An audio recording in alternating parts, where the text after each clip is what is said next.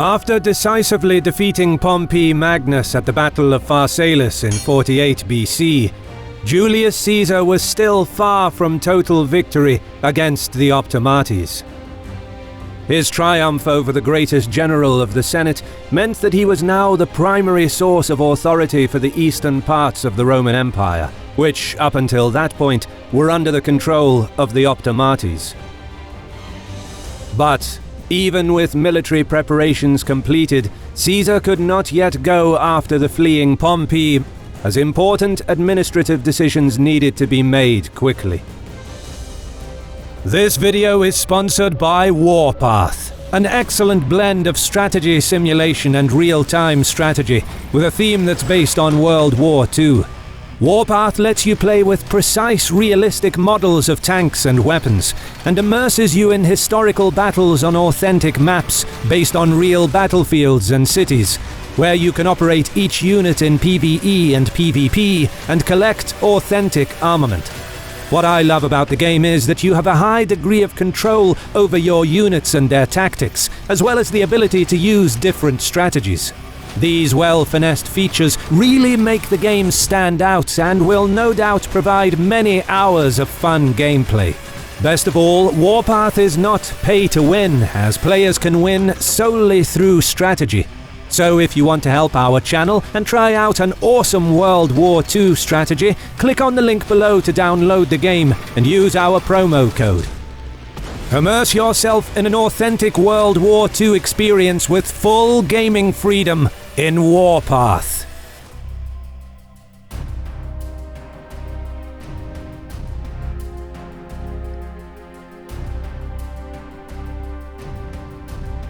With Pompey on the run, Caesar appointed new governors to administrate the vast expanses of the empire that were now effectively under his control. For the vital and large Roman province of Asia, he appointed his faithful lieutenant Domitius Calvinus, and shortly afterwards Caesar embarked on his fateful journey to Ptolemaic Egypt. Domitius's task was not an easy one. Asia Minor was a pretty tumultuous and unstable province during this period, and it was only just a few decades earlier that one of the greatest enemies of Rome, Mithridates Eupator, ravaged and wreaked havoc throughout Asia Minor. Meanwhile, in late 48 BC, Caesar was besieged within the city of Alexandria, and in fact got himself into quite a predicament. Surrounded and cut off from any reinforcements, the great Roman general probably got closer to defeat than in any other instance during his career. Around that time, yet another great rival of the Romans arose, Pharnaces II, who was the son of Mithridates Eupator.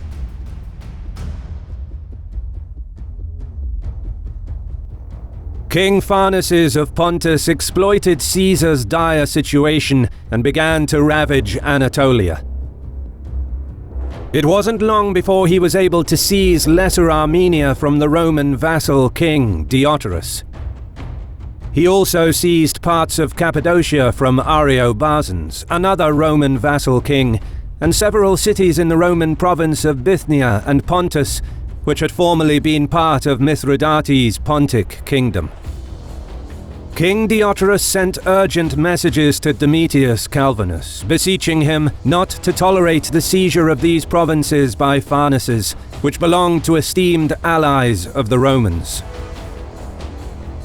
Domitius couldn't tolerate, nor could he afford to leave Pharnaces unchecked. Not only because the loss of these provinces would have a serious economic impact for Caesar, but because Rome's prestige, authority, and honor were equally, if not more important than financial concerns. And it wasn't long before he dispatched messengers to Pharnaces with strict orders to immediately abandon Lesser Armenia and Cappadocia and return to his kingdom. Calvinus, being a veteran general of Caesar's army, knew that strong words were not enough to deter an enemy. Therefore, he began extensive military preparations by cleverly and effectively using all of his immediate resources and allies. 3 legions that were then stationed in the Roman province of Asia were replenished, and while 2 of them were dispatched to Egypt in order to assist Caesar, Domitius took the veteran 36th Legion with him and ordered King Deiotarus to bring 2 more legions, apparently recruited from the locals who were trained for several years and could now match the Roman discipline. Calvinus also ordered for a small force of horses to be brought to him by King Ariobarzanes. While these preparations were being made, Calvinus sent word to the quaestor Praetorius to bring with him another newly recruited legion that was levied near Pontus, and Quinctius Particius into Cilicia to draw thence a body of auxiliary troops. After a series of rapid marches, a total of 4 legions, a small body of Cilician auxiliaries, and 200 horses were eventually assembled at the city of Comana, by orders of Domitius. Meanwhile, messengers returned with Farnes's answer. The Mithridatic king claimed that he had departed Cappadocia, but kept possession of Lesser Armenia because, as he said, it was his by right of inheritance. He then attempted to make a tactical withdrawal by declaring that he was willing to submit everything to the decision of Caesar, to whose commands he would pay immediate obedience. Domitius did not take the bait, knowing full well that Farnes didn't quit Cappadocia voluntarily, but out of tactical necessity. Armenia was much more defendable than Cappadocia, and was topographically connected to Farnes' own kingdom. In typical steadfast Roman fashion, Domitius outright rejected Farnes' claims and demanded from him to return to his kingdom and restore the previous status quo. He then proceeded to march his newly recruited army along a carefully planned path, along a woody ridge of hills that extended as far as Lesser Armenia. This elevated path provided good cover to his army and prevented all potential surprises, while at the same time offered a perfect and easily defendable line of communications. In the meantime, Farnes sent several embassies to Domitius, requesting peace and bearing royal gifts, but to no avail. Domitius firmly rejected all of Farnes' messages, declaring that nothing was more sacred to him than the majesty of the Roman people and restoring the rights of their allies. After a long series of marches, Domitius' legions eventually reached Nicopolis, a city that was situated in a plain, but surrounded by mountains on its 2 sides, and there he encamped about 7 miles away from the city.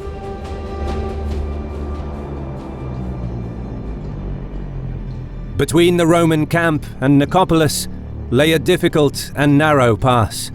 There, Farnes, who was encamped nearby, intended to ambush the Romans.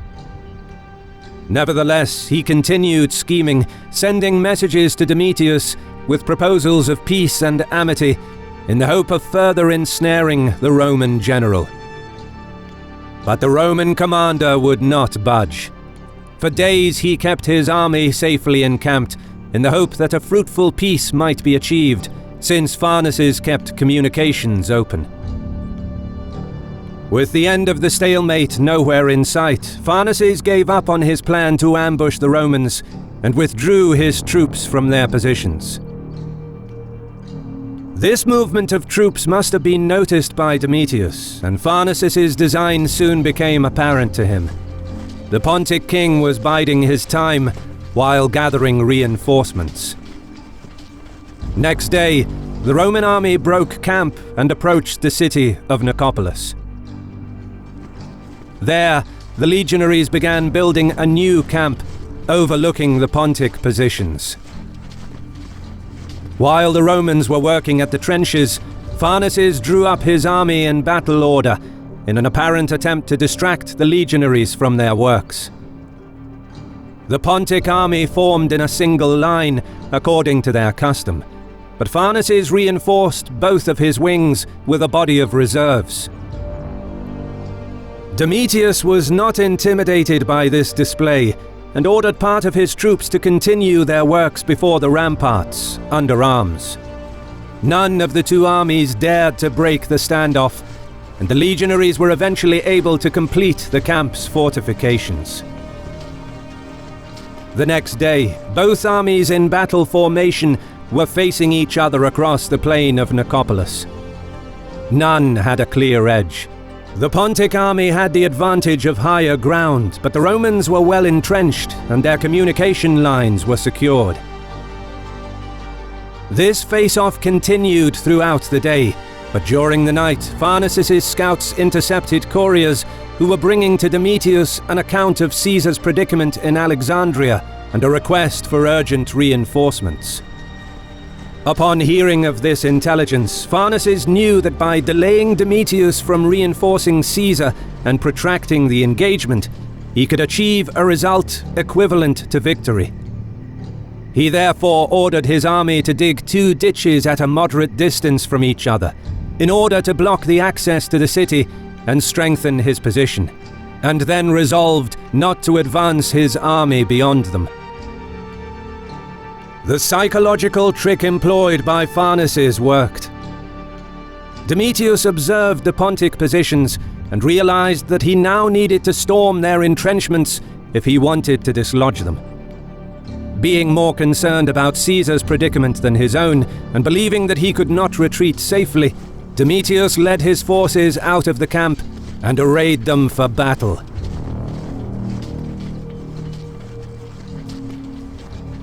The Roman general placed a 36th legion of veterans on his right wing that was exposed to the numerically superior Pontic cavalry. In the center, he positioned the 2 legions of Deiotarus, which he had spread thin in order to match Pharnaces' deployment and avoid being outflanked. And finally, on the left, he positioned the newly recruited legion of Pontic locals, while he had his few auxiliaries dispersed throughout the army. Although we don't have exact numbers, the Romans were probably outnumbered and had almost no cavalry to oppose their Pontic counterparts. The signal to attack was given almost simultaneously by both sides. It was the veterans of the 36th positioned on the right wing of the Roman formation that first charged against the numerous but tightly packed Pontic cavalry. The veterans of the 36th fell upon the king's cavalry, which didn't have enough space to maneuver or escape from their onslaught. Their charge was so successful that the cavalry barely stood its ground and soon fled the battlefield, retreating all the way back to the walls of Nicopolis. The triumphant legionaries crossed both ditches during their pursuit and eventually turned to attack Pharnaces' ranks from the rear. Meanwhile, on the other side of the field, the situation was completely different. The inexperienced Pontic legionaries attempted to puncture their way through Pharnaces' right wing, but they were soon overwhelmed and gave way. A second line of legionaries that was making a circuit round the ditch, endeavoring to attack the enemy on the flank, were left unsupported after the retreat of their comrades, and they were soon met by a hail of arrows and darts. Thus, Domitius's left wing was crushed, and now the whole weight of the Pontic advance fell upon the legions of Deiotarus. The 2 legions had never seen battle before, and scarcely made any resistance. After a brief struggle from a disadvantageous position, the outnumbered legionaries disintegrated. The victorious forces of the king turned their right wing and main body and charged against the, up until then, victorious veterans of the 36th Legion that were already engaged in a fierce fight with the Pontic left wing. Here, the Roman veterans demonstrated the stark difference between a battle-hardened legion and a newly recruited one. The almost surrounded legion made a brave last stand. By displaying an incredible presence of mind, the veterans formed themselves into a circle, and by adopting this impregnable formation, they were able to make a fighting retreat and eventually reach the foot of a nearby mountain. Pharnaces abandoned any further efforts to destroy the remaining Roman forces that were now positioned on advantageous ground.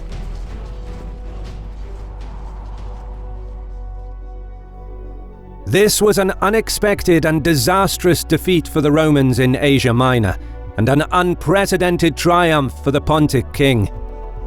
Almost 2/3 of the Romans were either killed, captured, or wounded, with only the veterans of the 36th Legion escaping destruction, having lost only 250 men.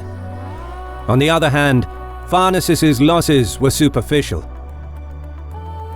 After his defeat, Domitius gathered the remains of his shattered army, and by utilizing his newly acquired knowledge of the area's topography, retreated westwards through Cappadocia. Elated with his triumph, and believing that Caesar was doomed now that Domitius was defeated and could not reinforce him, Pharnaces proceeded to invade Pontus with his entire army.